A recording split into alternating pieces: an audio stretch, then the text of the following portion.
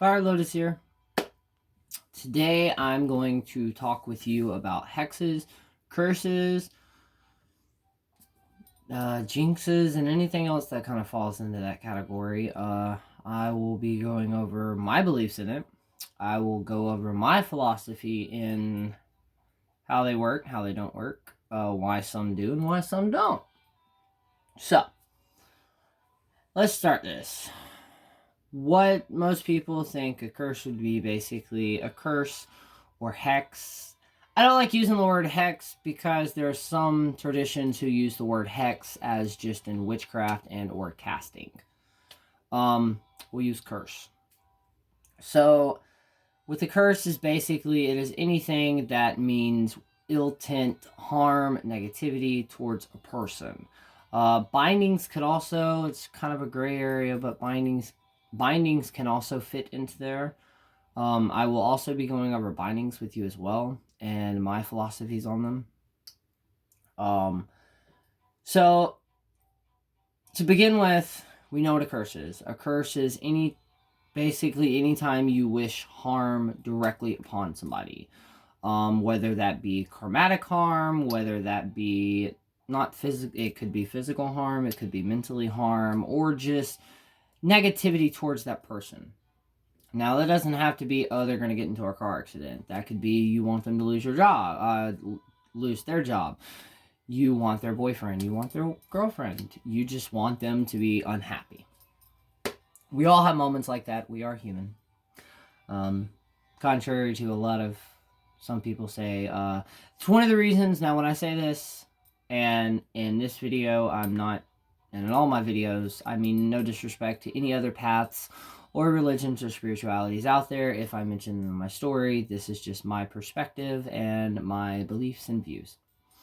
Now, with that said, Wiccan being one of the most popular, I would say, especially for the people who first find or first get introduced, normally Wicca or Wiccan comes up in that. I don't know why I said Wiccan. Wicca is basically, it is a religion.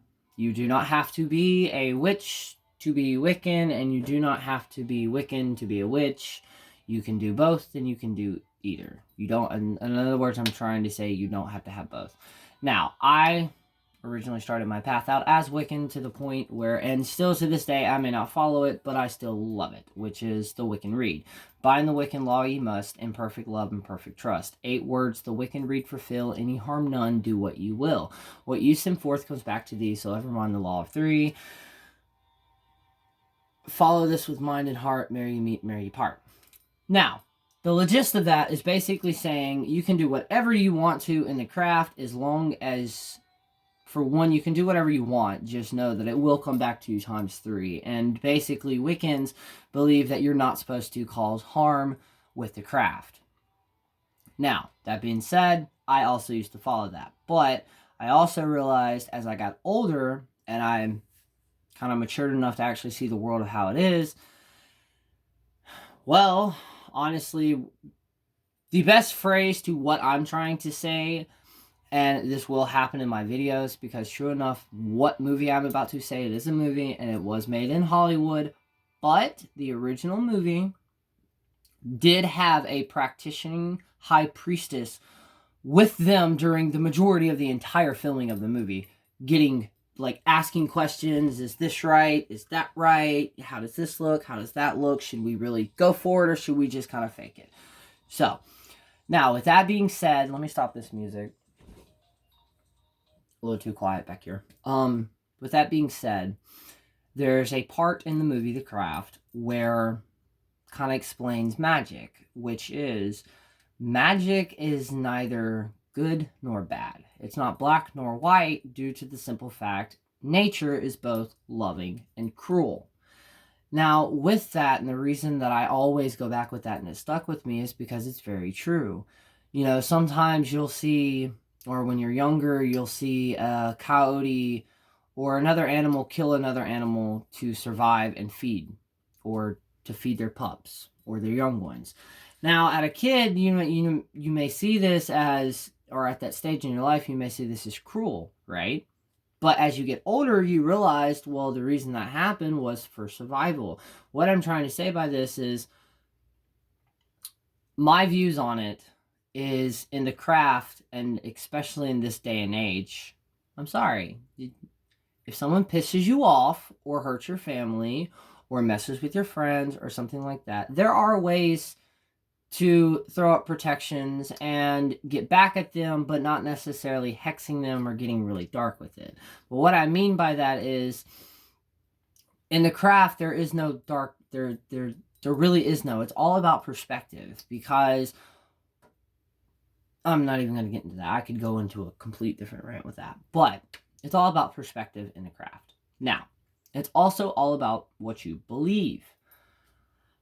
If you believe the Wiccan Rede, then if you do a spell to mess somebody up or to break somebody or to make somebody fall in love with you, because that goes against free will, then that's going to come back to you times 3. Now, I will state, I do believe that things will come back to us, and that's just the karmatic law. But not everybody believes in karma. Not everybody believes in superstitions. Not everybody believes in magic. You know, you'll meet some witches who don't believe in ghosts, who don't believe in spirits. And you'll meet some who only work with ghosts and spirits. But back to what I was saying. With curses and spells and stuff like that, now that we got the threefold law and karmatic and stuff like that. Now, I will state that, and this is just how I view that, you know, and now with hexes too, there are so many different types. And I will state, and I will tell any practitioner this, or anybody that's ever, and this kind of goes with, this one thing that I'm about to say kind of goes with every other faith, religion, or spiritual belief, or any type of practice, is I dedicated at least a year, and I still do when I can, of actually reading about and studying the darker side of the craft, of curses, hexes, all different types of stuff. Not to necessarily use that information, but to me, I believe that the strongest type of power that you can have besides your own power, personal power, is knowledge. If you understand how somebody is cursing you, and you understand how we'll say the spell formula or the formula of curses and magic, how that works, then to me, in my head, you hold a better chance at defending it or counteracting that spell. Now, I know what I just stated kind of sounds like we're talking about Hogwarts here, but in the craft, especially if you start, you know, exploring different types of communities in the craft and stuff like that, you will stumble across the witch war. Now, normally, in this day and age, a witch war is basically just, normally it's online, and it's basically, you're in a group, an online group, and one person in that group states this, and then this amount of people or this person and disagrees, and you basically just go back and forth, and eventually it can get really dirty. Honestly, that's one of the reasons I hate and love at the same time of being solitary practitioner, is I don't really have to worry about, you know, well, I don't like what you did during the ritual. You know, after the ritual is done, I may say something like that. You know how groups can be. Now, I'm not saying they're all like that. I'm not saying that. I've met plenty of groups. I've met plenty of covens that they work perfectly like a family. Some groups and covens work for people, and at the same time, there's also a group of people it just doesn't work with.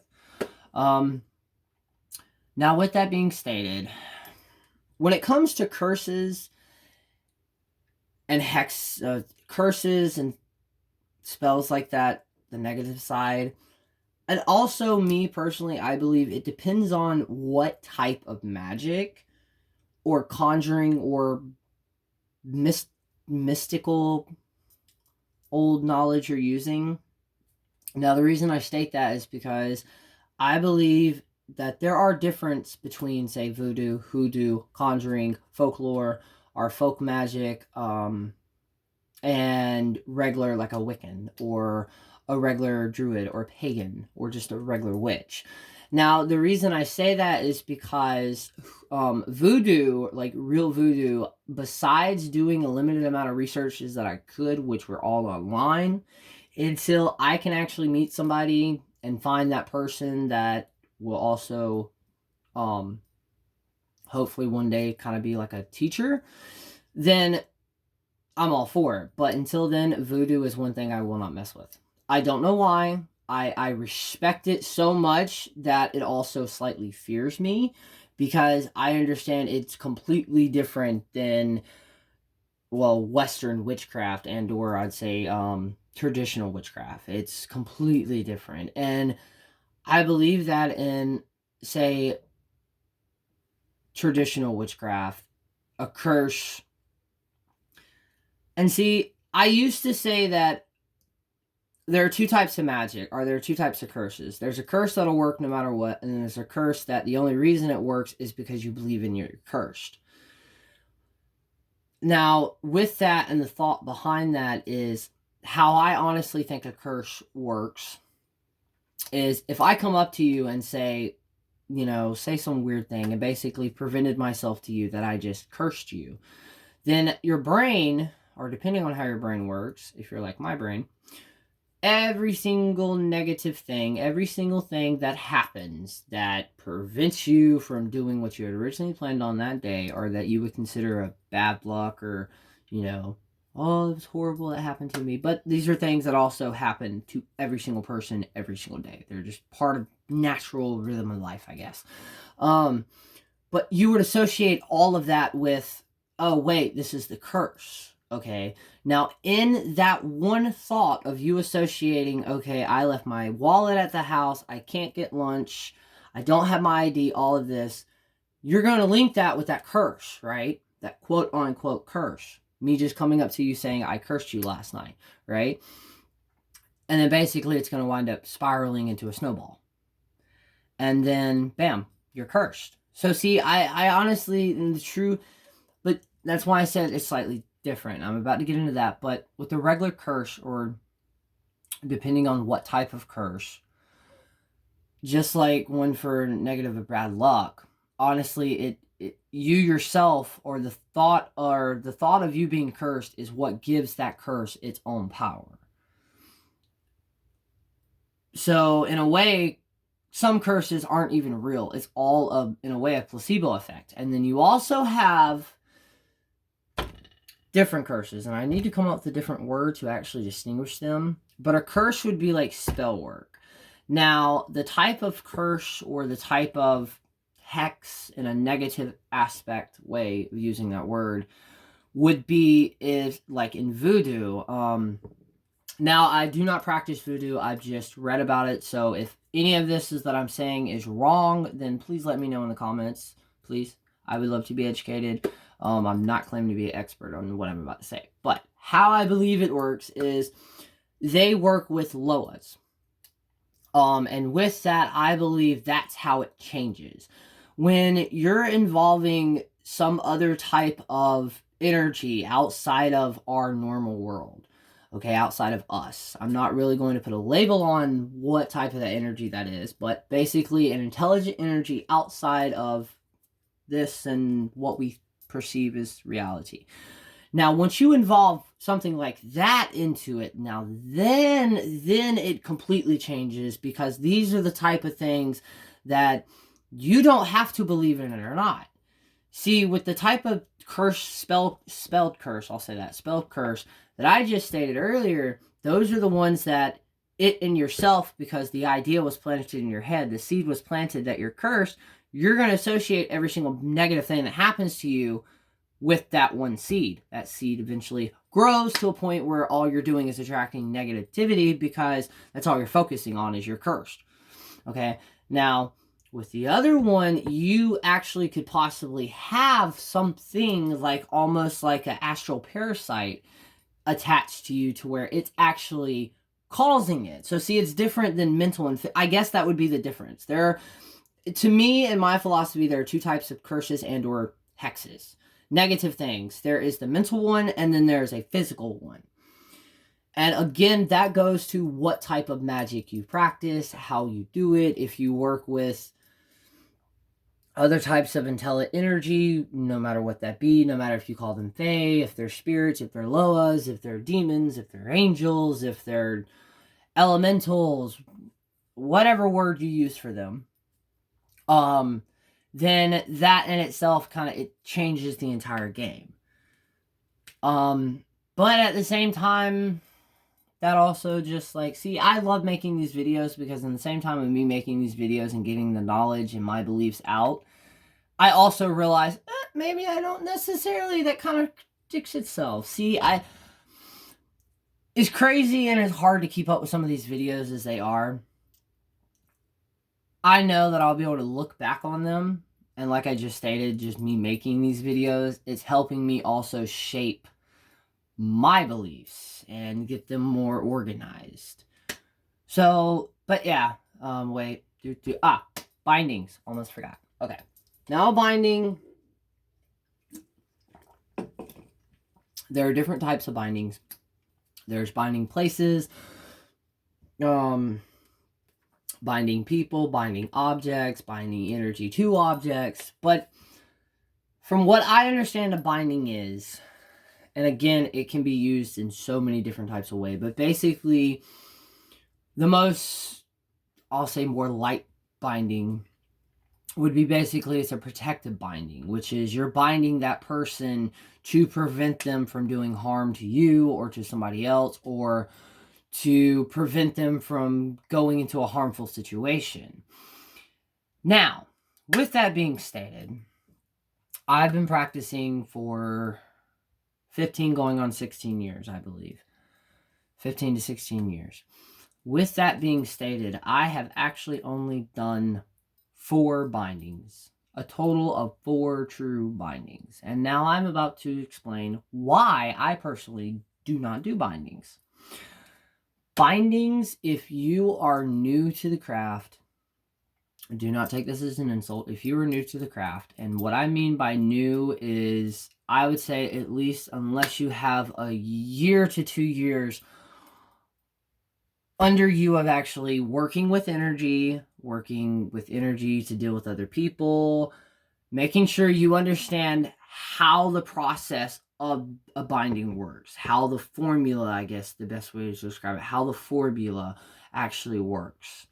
Because just like a binding is just like a spell, to quote the craft, I'm sorry, some people will hate me for quoting this movie so much, but I'm telling you, minus the Hollywood